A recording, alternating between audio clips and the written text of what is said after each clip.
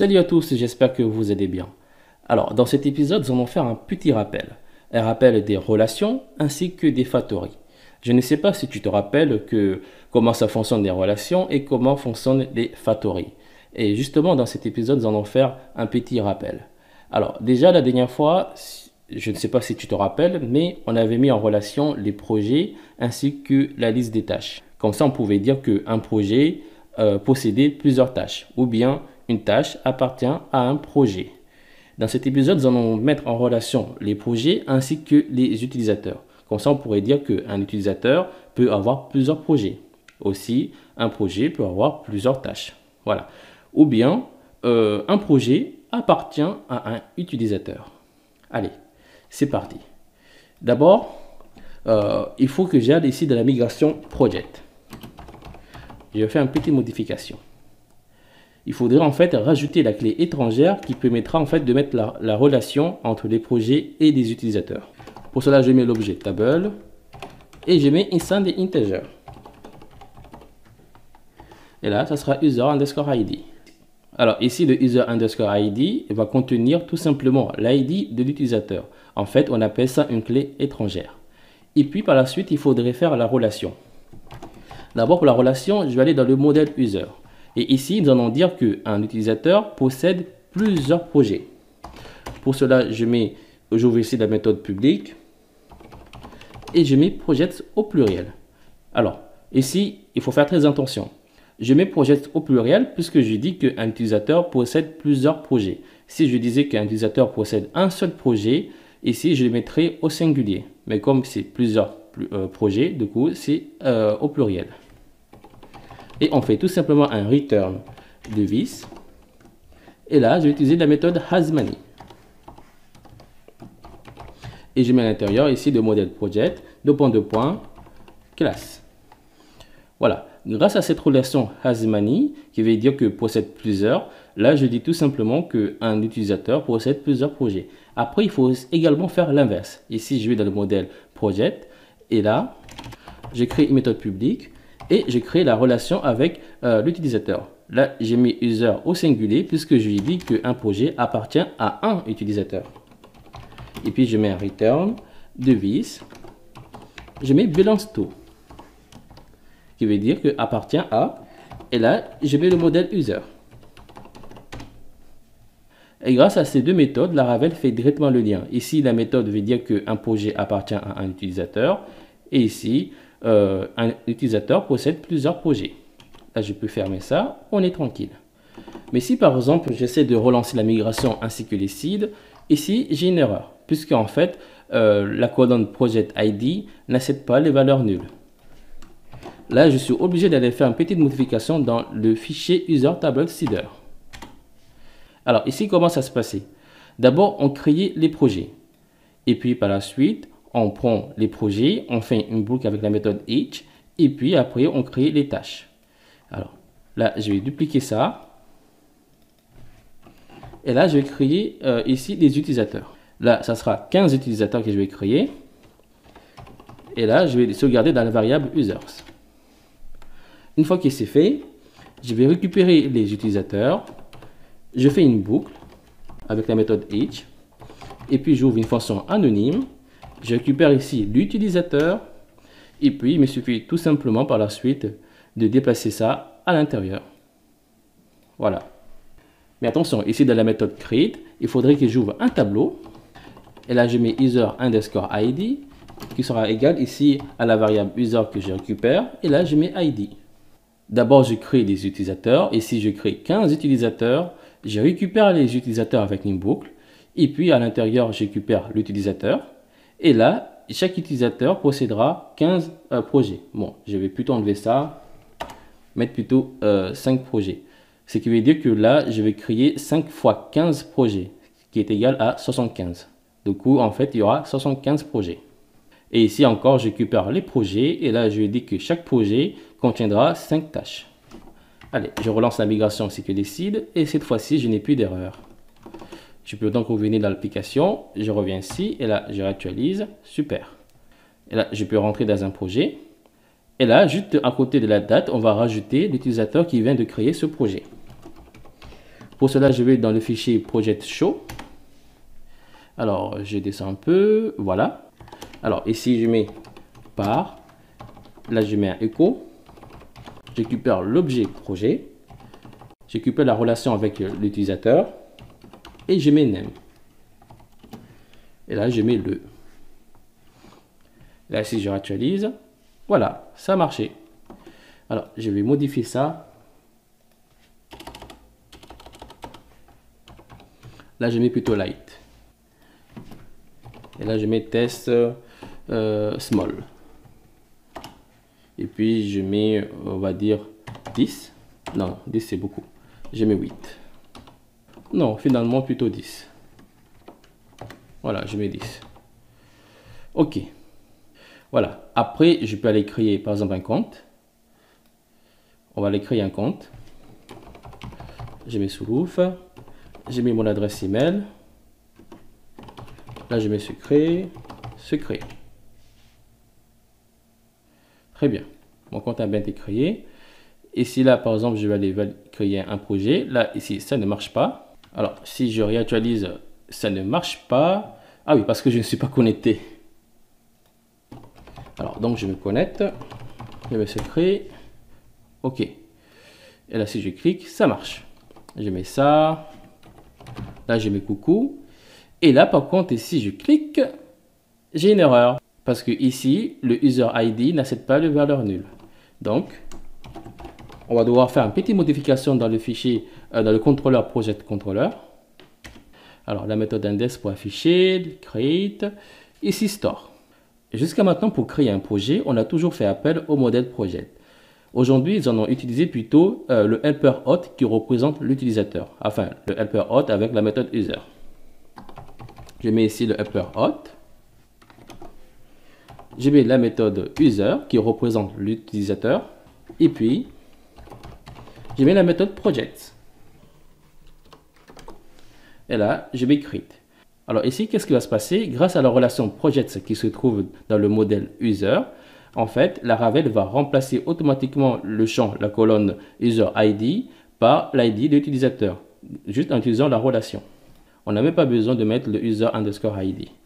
Allez, on réessaye. Là, je réactualise pour recréer. Je clique. Voilà, ça a marché. Revenons un peu avec les factories. Jusqu'à maintenant, tu as vu que pour créer ici des factories, décider facilement, on a toujours utilisé cette manière-là. Mais tu sais, en fait, il y a plusieurs moyens de créer ici facilement des faux enregistrements dans la base de données en utilisant les factories. Ici, je t'ai montré cette manière-là parce que c'est la manière la plus simple. Mais sache qu'il y a aussi d'autres manières. Alors, je vais t'en montrer deux autres. D'abord, on va utiliser les relations. Alors ici, on n'a pas utilisé de relation. On a directement mis le user underscore ID, alors que tout à l'heure, dans le contrôleur process controller, on a utilisé les relations. J'ai récupéré l'utilisateur et puis j'ai directement fait la relation avec la méthode project pour créer l'utilisateur et comme ça, la Laravel va automatiquement me remplir ici le user underscore ID. Mais ici, on a dû le rentrer manuellement. Alors, sache qu'on peut utiliser également ici les relations parce que lorsqu'on utilise ici les factories, on crée réellement un utilisateur. C'est vraiment un utilisateur qui existe en fait. Donc ici, je peux récupérer l'utilisateur, utiliser la méthode project et puis la méthode create. Mais il faut faire très attention parce qu'en fait, lorsqu'on utilise les relations, si par exemple je mets la méthode create, cela ne marchera pas. Si là par exemple je copie ça, et là si je mets create, cela ne marchera pas. Alors, je vais couper ça, enlever ça et mettre ça ici. Voilà. Allez, si je relance les migrations ainsi que les seeds, voilà, là j'obtiens une erreur.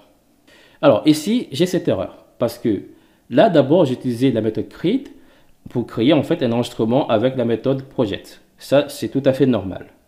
Mais ici, pour créer un projet, j'ai également utilisé la méthode create. Et ici, la méthode create va réellement créer, comme son nom l'indique. C'est pour ça que ici, on a cette erreur qui nous dit que le user underscore ID n'accepte pas les valeurs nulles. Parce qu'en fait, ici, la méthode create va réellement aller créer ici un projet. Ici, je vais utiliser plutôt la méthode raw.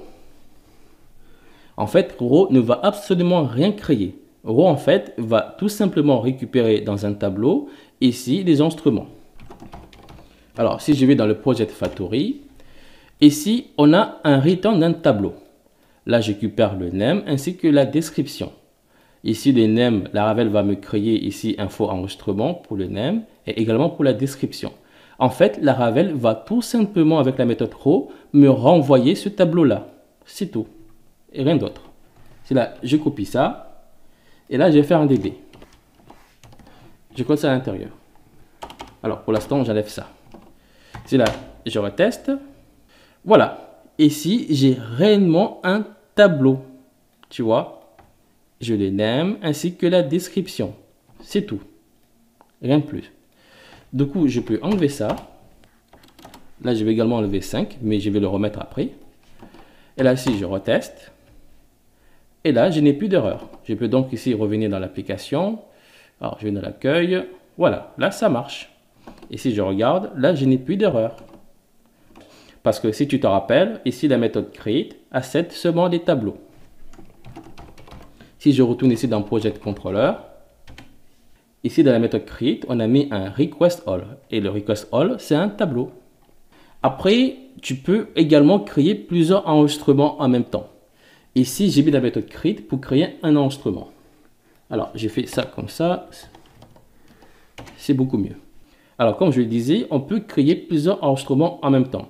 Comme ici, je l'ai dit que un utilisateur possède plusieurs projets, je peux en fait utiliser la relation hasMany pour créer également plusieurs enregistrements en même temps. Et pour cela, ici, je vais utiliser la méthode createMany. Alors, si je fais comme ça et que ici, par exemple, je relance la migration, j'ai une erreur. Alors, j'ai une erreur parce que ici, la méthode createMany accepte les tableaux. Enfin, des tableaux dans un tableau. Donc, je vais devoir ici enlever ça et mettre un tableau. Et là, je code ça à l'intérieur. Et là, si je réessaye, voilà, je n'ai plus d'erreur. Donc, je peux revenir ici. Et là, je réactualise. Voilà. Bon, là, tu vas me dire, bon, ça n'a pas changé grand-chose. Alors, si par exemple, ici, je mets 5. Et là, chaque utilisateur crée un projet, ce qui veut dire que je vais créer normalement 5 projets. Là, si je réactualise, là, j'ai 5 projets. Ici, j'enlève le createMany. Je mets simplement le create, j'enlève le tableau. Voilà. Et là, si je réessaye, je réactualise, j'ai toujours 5 projets. Bon, là, tu t'es dit que ça n'a pas changé grand-chose. Alors que j'ai dit tout à l'heure que ici, avec createMany, on peut créer plusieurs projets en même temps. En fait, je vais te montrer que si, on peut. Là, je remets. Ici, je mets un virgule. Et là, je peux dupliquer ça sans problème. Là, je viens de multiplier par 5, ce qui veut dire 5 fois 5 égale à 25. Donc là, si je relance la migration sécurisée, là, je n'ai plus d'erreur. Et là, si je réactualise, et là, j'en ai 25 projets. Mais je peux gagner beaucoup de temps. Alors ici, je peux enlever ça et mettre ici plutôt 5. Et là, si je réessaye, j'aurai une erreur. Voilà, j'ai cette erreur parce qu'en fait, en faisant ça, alors je vais d'abord le débugger pour bien te faire voir. Là, je mets un DD et je mets ça à l'intérieur. Allez, si je reteste, ok. Ici, comme tu vois, j'ai des tableaux. Ok, jusqu'à là, il n'y a pas de souci. Mais tous ces tableaux se retrouvent à l'intérieur d'un tableau. Et comme j'avais dit tout à l'heure, il faut créer un tableau. À l'intérieur, il faut créer plusieurs tableaux. Ce qui veut dire tout simplement que les crochets qu'on a mis ici ne servent strictement à rien. Je peux donc ici les enlever.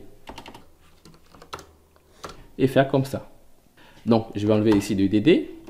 On va retester. Et là, ça marche. Je peux donc ici réactualiser. Ça marche.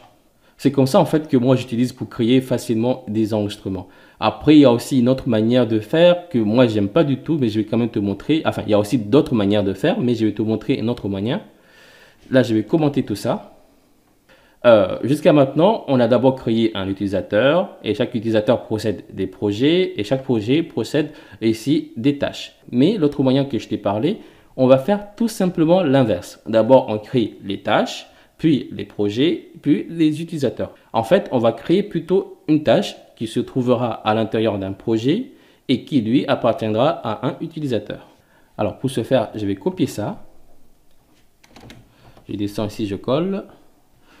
J'enlève ces commentaires. Alors ici, comment ça se passe? D'abord, je crée des tâches. Et puis, forcément, des tâches appartiennent à un projet. Ce qui veut dire que ici, je mets Project ID. Et là, je vais enlever ça et remettre ça encore. Ici, je vais enlever Task pour Project, pour créer un projet. Mais n'oublions pas qu'un projet appartient à un utilisateur. Ce qui veut dire que ici, je mets user_id. Et là encore, tu as compris, on va également créer ici les utilisateurs. Enfin, plutôt l'utilisateur. Là, je n'ai pas besoin de mettre un tableau. Si là, je reteste, là, je n'ai plus d'erreur. Et là, si je réactualise, voilà, là, ça a marché. Voilà. En fait, cette manière de faire, on l'utilise surtout dans les tests unitaires. Parce qu'en fait, c'est un moyen qui est rapide. On crée tout simplement un enregistrement et après, on fait des tests là-dessus. Mais ici, en fait, on va plutôt créer plusieurs enregistrements afin de voir en fait en cas réel comment va se comporter notre application. Voilà. Moi, en fait, je préfère plutôt utiliser cette manière-là. Je décommande donc ça. Et ça, je vais tout simplement le supprimer. Voilà.